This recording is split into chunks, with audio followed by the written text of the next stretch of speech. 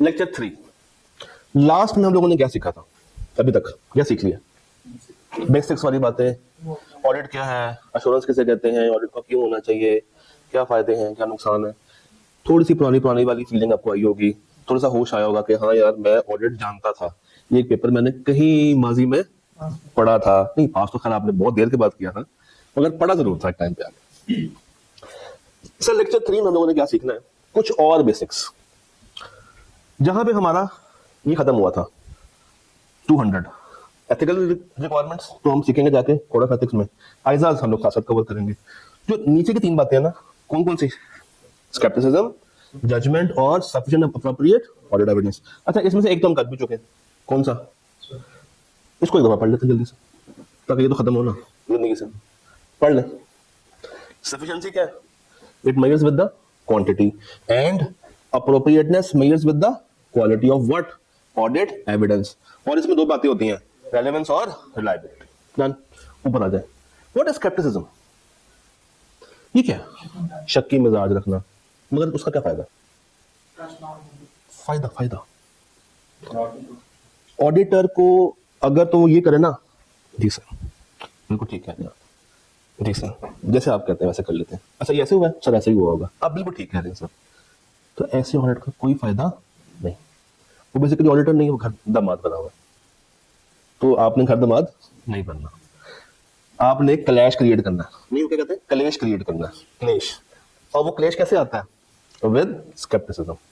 तनकीदी जायजा लेना, बारीकियां ढूंढनी, एक एक एविडेंस की पलक, वो कहते हैं नोक पलक सवारनी, प्रॉपर। ऐसा क्यों है, कैसे है, कब हुआ, किसने किया, ये सारे सवालों से पूछना। शायद कहते हैं कि an attitude that includes a questioning mind. आपका जहन उससे क्या पूछे? सवाल पूछे, क्वेश्चंस करता था।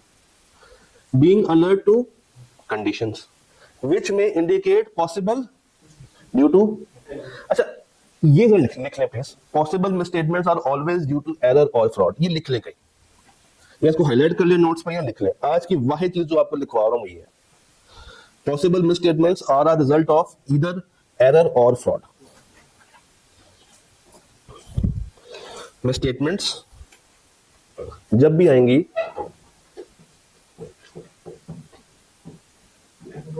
वो 2 वजूहात पे आ रही होंगी, ईदर एरर और फ्रॉड। अच्छा मुझे बताइए इंटेंशनल कौन सा? फ्रॉड। और ये अगर हो भी जाए तो एंटिटी को करेक्ट करने में कोई मसला नहीं है।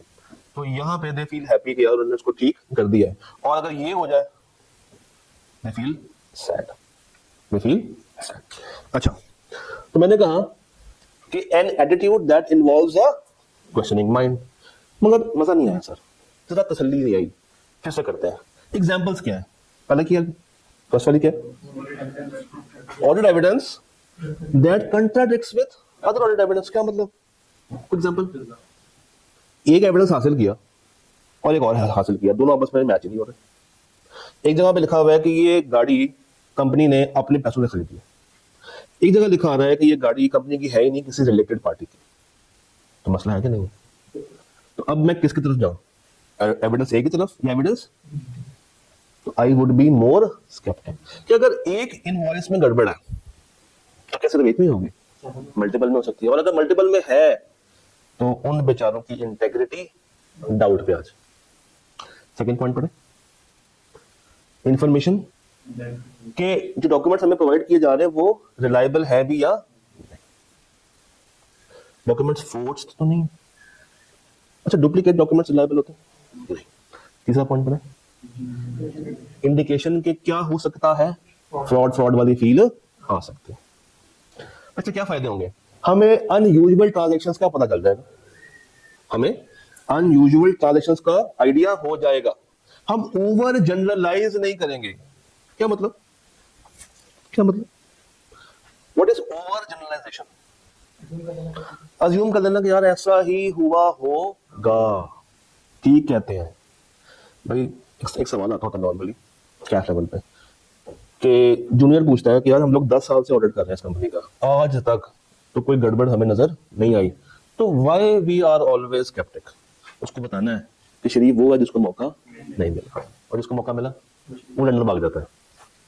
तो हमें ओवरलुक नहीं करना किसको, अनयूजुअल ट्रांजैक्शंस को पकड़ लेना, साथ ही ओवर जनरलाइज भी नहीं करना।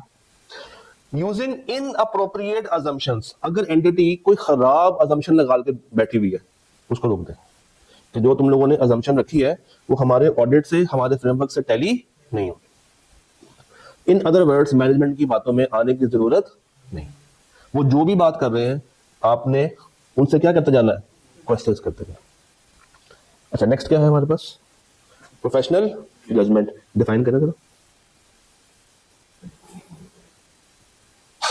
Application of relevant training, knowledge and experience, ये 3 वर्ड्स इंपॉर्टेंट है। एक ऐसा बच्चा जो कि अभी कैफ में आया, उसको अगर हम कहेंगे तुम ऑडिट करने के लिए जाना है, फर्म उसको पॉइंट कर लेगी? क्यों? ट्रेनिंग भी नहीं है, एक्सपीरियंस भी नहीं है और नॉलेज भी नहीं। चलो उसने कैफेट पढ़ा है, पास भी कर लिया, अब ट्रेनिंग और एक्सपीरियंस नहीं है मगर नॉलेज इतना है कि वो ऑडिट को समझ सकता है, क्योंकि जो उसने एक्सपीरियंस जो उसने नॉलेज हासिल की है वो किताबी है, तो वो समझ जरूर सकता है, प्रैक्टिकल कभी तक उसको पाला नहीं पड़ा। अच्छा, उसने फर्म ज्वाइन कर ली, देवन ने पार्टनर से कहता है सर मैंने ना पढ़ा था कि हम लोग सैंपलिंग पे काम करते हैं, मेरा ख्याल से हमें ना सैंपल इतने ट्रांजेक्शंस को करना चाहिए, हमें 50 से ज्यादा सैंपल नहीं पिक करने चाहिए। सर मैंने पढ़ा था कि मटेरियलिटी जो है ना वो 5% ऑफ पीबीटी होती है, हम उसे नहीं रखते हैं। सर मैंने पढ़ा था कि ऑडिट रिस्क 3 तरीकों से होता है, कौन कौन सा, AR is equal to IR multiply by CR multiply by DR, inherent risk, control risk, और इन अदर वर्ड्स वो डे 1 पे पार्टनर को चीजें एक्सप्लेन कर रहा है, पार्टनर के बाद मानेगा क्या करना, निकल करेगा, निकल कमरे से नहीं, फर्म से निकल। क्यों? He is lacking and, but वो ही जूनियर जब अपने ऑडिट की ट्रेनिंग पीरियड के एंड पे खड़ा होगा और पार्टनर को रिव्यू दे रहा होगा, तो शायद वो पार्टनर के साथ वाली कुर्सी पे बैठा, क्योंकि अब उसके पास ताकत आ गई किस चीज की, जिसकी वजह से उसकी क्या बेहतर हो गई है, जजमेंट बेहतर, क्या बेहतर हो गई है, जजमेंट बेहतर हो गई। भाई मैं आपको इतनी बेस क्यों दे रहा हूं, because as per my judgement every student is at point blank, at 0। I cannot assume कि आप लोग एक लेवल पे हैं और मुझे आपको इससे आगे लेके जाना है। हाँ, वो मैं कब करूंगा, जब आप लोग रिवीजन में बैठे, वहां पे मेरी जजमेंट चेंज होगी। अभी मेरी जजमेंट क्या है, चेंज। तो इन द कॉन्टेक्स्ट प्रोवाइडेड, माहौल के मुताबिक, एनवायरमेंट के मुताबिक, एरिया के मुताबिक आपकी जजमेंट बदलती है, किस किस में, ऑडिट में, अकाउंटिंग में और एथिकल। भाई एंटिटी वाले कहते हैं कि सर बात ऐसी है, हम लोग लेके आए हैं क्या, एसी, ये एसी कम से कम 20 साल चलेगा, तो हम इसकी यूजफुल लाइफ 20 साल रखें, मान जाए ऑडिटर? नो भाई, हम देखेंगे कि उस तरह की इंडस्ट्री में एसी का कितना यूज है, नजर आया 7 साल, 7 साल के बाद उस तरह की इंडस्ट्री में जहां पे हमारा क्लाइंट है वो एसी एक्सपायर हो जाता, तो वो जो जजमेंट रख के बैठे हैं 20 साल की, क्या मुझे इस जजमेंट को ओके कर देना चाहिए? नहीं, मुझे उनको गाइड करना है कि भाई as per my judgement relevant जो उसकी यूजफुल लाइफ कितनी है, 7 साल, इससे ज्यादा रखेंगे तो मैं क्या कहूंगा, मिस स्टेटमेंट, मैं क्या कह दूंगा, मिस स्टेटमेंट आ जानी है, क्योंकि वो जो डेप्रिसिएशन निकालेंगे वो निकालेंगे 20 साल के ऊपर, हमें कितनी की चाहिए, 7 साल, फिर उसमें आना फर्क आना शुरू हो जाएगा। एंटिटी कहती है कि सर मेरे पास एक प्रॉपर्टी, मैनेजमेंट एक्सपर्ट ये कहता है कि इस प्रॉपर्टी की वैल्यूएशन है 20 मिलियन। हमने कहा अच्छा, हम अपना बंदा लेके आएंगे, उसका नाम क्या होगा, ऑडिटर एक्सपर्ट। उसने कहा सर बकवास कर रहे हैं, 15 मिलियन से ज्यादा की प्रॉपर्टी नहीं। मैं ऑडिटर था, मगर क्या मेरे पास इस प्रॉपर्टी को वैल्यू करने की स्किल अवेलेबल थी, क्या मेरे पास इसको वैल्यू करने की ट्रेनिंग अवेलेबल थी, नॉलेज था, एक्सपीरियंस था? नहीं। अगर मैं कहूँ ना कि यार तुम्हारी प्रॉपर्टी 15 मिलियन की है, मेरी बात का मजाक बनाया जाए, बट अब क्या कौन रहा, एक्सपर्ट। और ये कौन होगा, जो प्रॉपर्टी वैल्यू रहा, इसकी बात का बुरा भी नहीं माना जाएगा। और ये जो 5 मिलियन से अपने अकाउंट को ओवर स्टेट करके बैठे हुए हैं, ये भी बेचारे शर्मिंदा शर्मिंदा रह जाएंगे कि हमने अपने अकाउंट्स को क्या किया हुआ है, ओवर स्टेट किया हुआ। तो ये फायदा होता है, आपको रिस्क आइडेंटिफाई हो जाता है जब आप चीजों को जजमेंटल पॉइंट ऑफ व्यू से देखते हैं। भाई मैनेजमेंट कहती है कि सर हमारे ख्याल से ना जो क्या है हमारे डाउटफुल डेट वो कोई 10% के आसपास हो, हमने प्रोविजन रखी 10%। मैंने कहा भाई बहुत ज्यादा, 2% से ज्यादा के हमारी डाउटफुल डेट इस तरह की इंडस्ट्री में एग्जिस्ट। भाई इंडस्ट्री कौन सी है, एफएमसीजी, जहां पे काम किस पे होता है, कैश पे होता है। ये डाउटफुल डेट कब आता है, जब सेल्स किस पे हो रही हो, करंट पे। यहाँ पे होता है क्या, मोस्टली कैश। तो डाउटफुल डेट तो ना होने के बराबर है। तुम जो 10% लगा के बैठे हुए हो, कम करो, कितने में लेकर आओ, 2% पे। अच्छा क्या फायदा होगा बढ़ा के शो करने का, क्यों 10%, वाई, क्या उखाड़ लेंगे ये 8% से, क्या फायदा। हाँ मैं देखो, प्रोविजन फॉर डाउटफुल डेट से आपका एक्सपेंस बढ़ जाएगा, आपके प्रॉफिट्स कम होंगे, प्रॉफिट कम होंगे तो टैक्स भी कम देना पड़ेगा, तो ये फायदा हो सकता है। So you have to be what, first point पढ़े आपने क्या देखनी है इसमें, सबसे पहले मटेरियलिटी एंड उसका रेलेवेंट ऑडिट रिस्क। तो आपने देखना है कि किस तरह का प्रोसीजर है और उससे आप क्या और कौन सा एविडेंस हासिल कर रहे हैं, वो एविडेंस क्या है, सफिशिएंट और अप्रोप्रिएट। उसके बाद मैनेजमेंट की जजमेंट क्या है, जैसे अभी हम उसके ऊपर बात कर रहे थे, तो वो क्या कह रहे हैं और एक्चुअली में आपको क्या लग रहा है कि क्या होना चाहिए। और last one is drawing conclusion based on audit evidence. जो भी आपने कंक्लूजन निकाला, अच्छा देखे ना, जो आपने एविडेंस हासिल किया होगा, अच्छा एविडेंस कैसे हासिल करते हैं, बाय कंपेयरिंग टू थिंग्स, कौन सी, सब्जेक्ट मैटर विद सुटेबल, कर लिया है हासिल। वो जो मैंने एविडेंस हासिल किया, क्या वो एब्सोल्यूट है, क्या वो 100% है, नहीं, वो भी मेरी क्या है, जजमेंट ही है। जो मैंने चीज हासिल की है वो ठीक है या नहीं, इसीलिए हम अश्योरेंस देते भी कौन सी है, रीजन। हम एब्सोल्यूट तो देते नहीं है। अगर एब्सोल्यूट देना तो फिर जजमेंट ना हो, तो जजमेंट है क्या, शायद, मेरे ख्याल में ऐसा होना चाहिए, ही जजमेंट, जो कि डिपेंड कर रहा है किस पे, ट्रेनिंग, नॉलेज और एक्सपीरियंस। डन। एक स्टेप आगे आ जाते हैं, जनरल फ्रेमवर्क। और हम लोग इसके ऊपर बात कर चुके हैं, सिर्फ इसको डिफाइन करते हैं, क्या लिखा हुआ,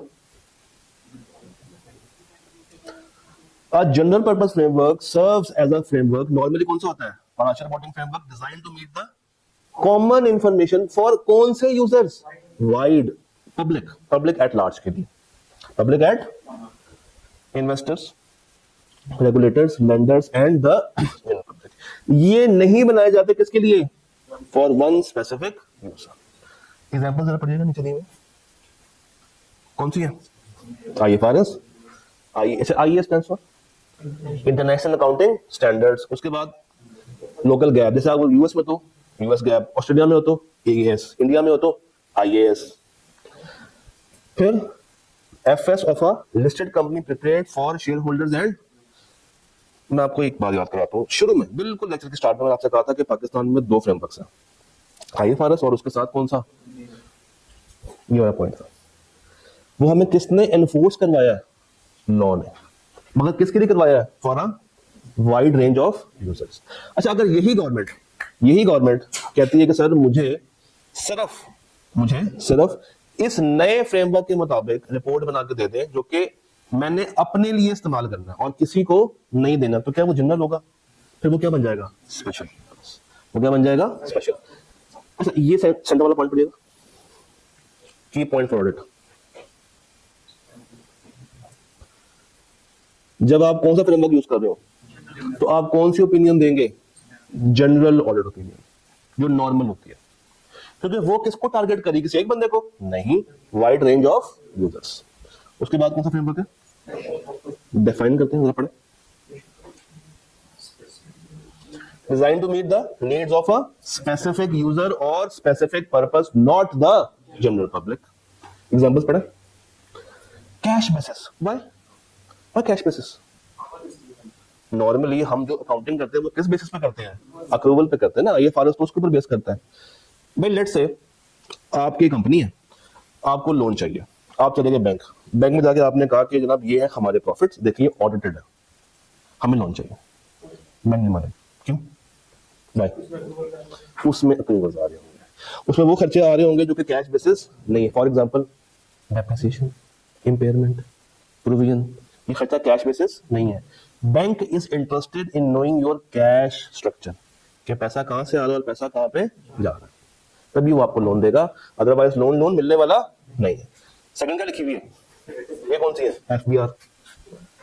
आईएस 12 याद है कि अकाउंटिंग प्रॉफिट और टैक्सेबल प्रॉफिट में फर्क होता था। अगर आप एफबीआर को कहेंगे सर मैंने अपने अकाउंट बनाए एज पर आईएफआरएस, वो नहीं मानता, क्योंकि उसमें कुछ खर्चे टैक्स वाले हैं जो कि माइनस होने चाहिए, आईएफआरएस नहीं मानता है। कुछ इनकम वो कहते हैं कि ऐड करो, आईएफआरएस नहीं मानता, एंड वाइस वर्सा। उसके बाद गवर्नमेंट कहती है मेरे मुताबिक अकाउंट्स बना के दो, जो कि सिर्फ कौन यूज करेगी? गवर्नमेंट, एक स्पेसिफिक डिपार्टमेंट। कॉन्ट्रैक्चुअल बेसिस, ये कौन सी बेसिस होती है? कॉन्ट्रैक्चुअल होता ये है कि फॉर एग्जांपल ए और बी ने आपस में कॉन्ट्रैक्ट किया पैसों का। बी कहता है यार मुझे ना तुम पे डाउट हो रहा है कि तुम मुझे पैसा टाइमली वापस कर भी पाओगे या नहीं, तुम ऐसा करो मेरे फ्रेमवर्क के मुताबिक मुझे इसका एक स्पेसिफिक क्या करवा दो, ऑडिट करवा दो अपने बिजनेस का, दैट इज कॉन्ट्रैक्चुअल। नीचे वाली भी पढ़ लें जल्दी से। एनजीओ भी क्या यूज करती है? Special purpose framework. क्यों? डोनर, देखो ना, एक कॉन्ट्रैक्ट हुआ है किसके बीच में? डोनर के बीच में और एनजीओ के बीच में। डोनर कहता है मैं तुम्हें उस वक्त पैसे दूंगा जब ये अकाउंट्स मेरे मुताबिक क्या हुए होंगे, ऑडिटेड, अदरवाइज पैसा निश्चित निकल तो भाग जाए यहां से। तो ये भी फ्रेमवर्क कौन सा है? Special purpose framework. Okay, centre में एक बात लिखी हुई, की पॉइंट फॉर, याद है दो तरह के डिफरेंट पैराग्राफ्स होते थे, एक एम्फोसिस और एक, दोनों में क्या फर्क होता था? Emphasis was used for accounting, accounting वाली बात को कन्वे करने के लिए, अदर मैटर फॉर ऑडिट वाली बात। तो अगर अकाउंट्स बने हो और वो स्पेशल पर्पस के ऊपर बने हो तो क्या हमें अवाम को इतला देनी चाहिए कि ये जनरल पर्पस के लिए नहीं है, आप लोगों ने देख के परेशान नहीं होना। तो ये मुझे बीइंग ऑडिटर बताना पड़ेगा, मैं किस फ्रेमवर्क के तहत बताऊंगा, यूएमपी यूज करूंगा कि ओएमपी यूज करूंगा? ओएमपी लगाऊंगा कि ईओएमपी लगाऊंगा? ईओएमपी लगाऊंगा, क्योंकि अकाउंट्स तो सुने, अकाउंट्स दूसरे फ्रेमवर्क के ऊपर बने। और अगर मैंने ये गाइड करना हो कि इसी कंपनी की दो ऑडिट रिपोर्ट्स इशू हुई हैं, एक कैश बेसिस पे एक अक्रूवल बेसिस पे, तो ये मैं कहां पे बता रहा हूँ?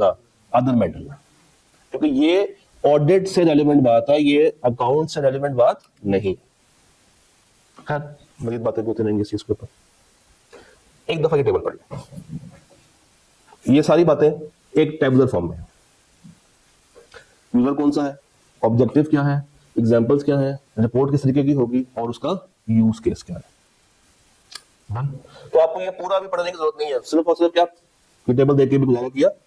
आज की आखिरी बात, फेयर एंड कंप्लायंस फ्रेमवर्क, क्या फर्क होता है?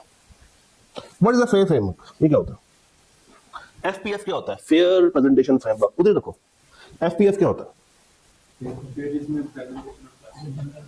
देखें सुने, एक होता है फेयर और एक होता है कंप्लायंस। अगर मैं बात करूं ना आईएफआरएस की, तो आईएफआरएस ये कहता है कि जब तुम मुझे यूज करो और तुम्हें डाउट हो रहा हो कि यूजर तुम्हारी अकाउंट्स को देख के परेशान तो नहीं हो जाएगा, तो तुम अगर चाहो तो अपने हिसाब से एडजस्टमेंट ऐड कर सकते हो। कैसे? डिस्क्लोजर्स को ऐड भी कर सकते हो और लेस भी कर सकते हो। ये किसमें है? फेयर प्रेजेंटेशन फ्रेमवर्क, कि तुम अपने हिसाब से अपनी जजमेंट को यूज करते हुए ये काम कर सकते हो। मगर जो कंप्लायंस है ना, कौन सा कंप्लायंस? बड़ा स्ट्रिक्ट है। For example Companies Act, for example tax वाली laws, banking companies ordinance, FBR के रूल्स, वो कहते हैं जो हमने लिख दिया इसमें चेंज पॉसिबल नहीं है, वो स्ट्रिक्ट है। तुम यूजर को डिटेल में बताने के लिए अगर कोई डिस्क्लोजर ऐड करना चाहो तो हम ऐड करने नहीं देंगे, तुम अगर कोई चीज निकालना चाहो तो हम निकालने की भी इजाजत तुम्हें नहीं देंगे।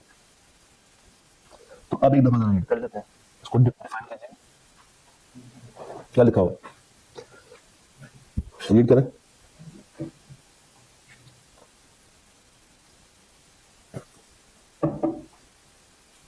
हाँ जी, क्या कह रहा है?